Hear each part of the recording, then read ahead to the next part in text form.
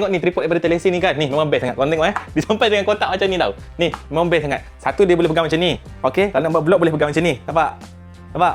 Video melintang. Yang bestnya kat sini lock ni kan. Korang boleh buka. Bapak ni boleh buka macam ni jadi tripod. Boleh panjangkan. Macam ni. Tapi yang ni video melintang lah. Kalau nak buat video menegak, korang jangan risau. Tengok tinggal guna tripod ni je. Ni dekat sini dia ada lock ni kan. Dekat sini ada bulatan kan. Korang boleh pusing macam ni. Nampak? Dah boleh menegak. Kalau korang suka buat video menegak, boleh buat macam ni.